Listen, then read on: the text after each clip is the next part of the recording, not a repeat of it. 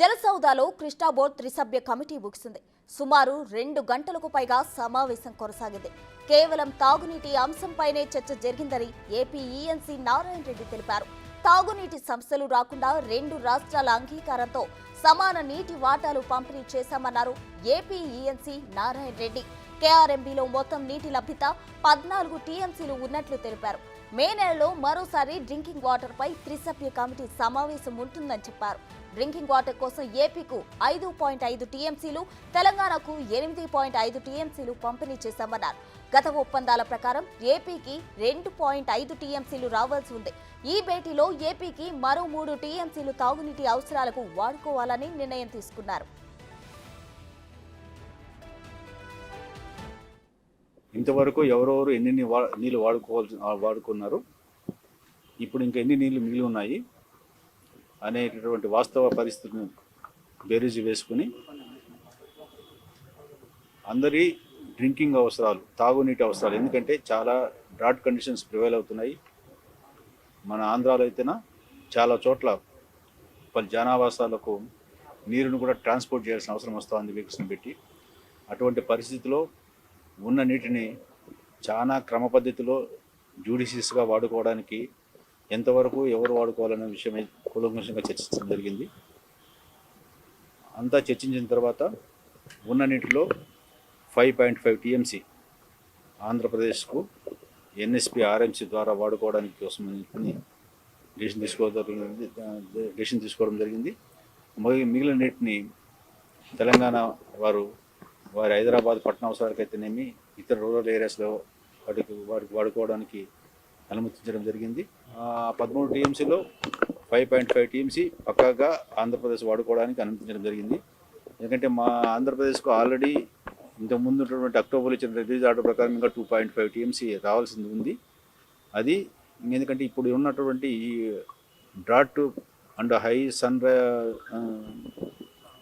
Temperatures ఉన్న దానివల్ల మాకు ఆర్ఎంసీలో చాలా వరకు లాసెస్ ఉన్నాయి. ఇప్పుడిప్పుడే టైలెండ్ యొక్క సమ్మర్ స్టోరేజ్ ట్యాంక్స్ ఫీడ్ చేయడానికి కోసము రీచ్ అవుతున్నాం మేము.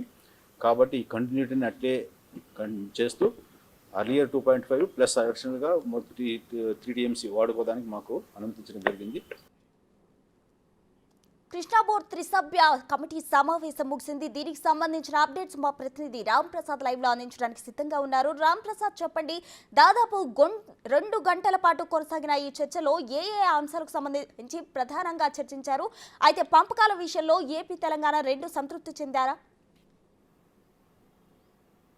ప్రస్తుతం మనం చూసినట్లయితే హైదరాబాద్ వేదికగా హైదరాబాద్లో ఉన్నటువంటి జలసౌదాలో అయితే ఇటు తెలంగాణ, ఆంధ్రప్రదేశ్ రాష్ట్రాలకు సంబంధించినటువంటి నీటి ఒప్పందాలు ఏవైతే ఉన్నాయో, త్రాగునీరు అంటే ప్రస్తుతం వేసవికాలం ఉండడంతో వేసవికాలంలో 2 రాష్ట్రాలలో కూడా నీటి ఎద్దడి అనేది కొంత కొనసాగుతూ ఉంది. ఎందుకంటే భారీగా నమోదవుతున్నటువంటి ఉష్ణోగ్రతలకు గాను త్రాగునీరు అందించడంలో 2 ప్రభుత్వాలు, అటు ఏపీ కానీ ఇటు తెలంగాణలో కానీ నీరు అందించడంలో కొంత ఇబ్బంది ఉన్న నేపథ్యంలో అయితే ఈరోజు కేఆర్ఎంబీ కృష్ణా రివర్ మేనేజ్మెంట్ బోర్డుకు సంబంధించినటువంటి సెక్రటరీ ఎవరైతే ఉన్నారో అతని సమక్షంలో అయితే త్రిసభ్య కమిటీ భేటీ అవ్వడం జరిగింది. దీనికి ఏపీ, తెలంగాణ ఈఎంసీలు కూడా పాల్గొనడం జరిగింది. వారి ప్రాంతాల్లో ఉన్నటువంటి నీటి ఎద్దడి అంశాలను అయితే సుదీర్ఘంగా 2 గంటల పాటు చర్చించడం జరిగింది. చర్చించిన అనంతరం కూడా సమానంగా వాటాలను పంచే విధంగా అయితే ఇటు తెలంగాణ రాష్ట్రానికి 8.5 టీఎంసీల నీటిని కేటాయించడంతో పాటు అటు ఆంధ్రాకు 3 టీఎంసీల నీటిని కేటాయిస్తూ అయితే ఈరోజు నిర్ణయం తీసుకోవడం జరిగింది.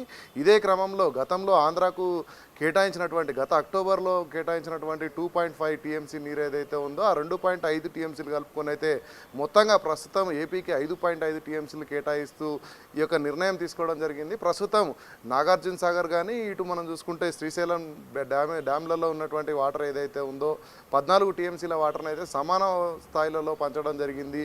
అంతేకాకుండా రానున్న రోజుల్లో కనుక నీటి ఎద్దడి కనుక మరింత ఎక్కువ ఉన్నటువంటి పరిస్థితులు ఉన్నట్లయితే మే నెలలో కూడా మరొక మారు కూర్చొని అప్పుడున్నటువంటి నీటి స్థాయిని బట్టి అప్పుడు కూడా కొంత కేటాయింపులకు పోయి చర్చించే అవకాశం ఉందని చెప్పేసి మనతో అయితే ఏపీ ఈఎన్సీ నారాయణ రెడ్డి విలేకరుల సమావేశంలో మాట్లాడి తెలపడం జరిగింది. పూర్తి స్థాయిలో ఏంటంటే ఇప్పుడు మనకు ఈ జలాశయాలలో కృష్ణానది రివర్ బోర్డు ఏదైతే ఉందో ముఖ్యంగా త్రాగునీటికే ప్రధానంగా ప్రాధాన్యత ఇస్తూ త్రాగునీటిలో అయితే ముఖ్యంగా తెలంగాణకు అత్యధికంగా ఇక్కడ ఉపయోగం ఉంది. ఎందుకంటే తెలంగాణ జనాభాకు సరిపడా అయితే 8.5 టీఎంసీ నీటిని అయితే కేటాయించడం జరిగింది.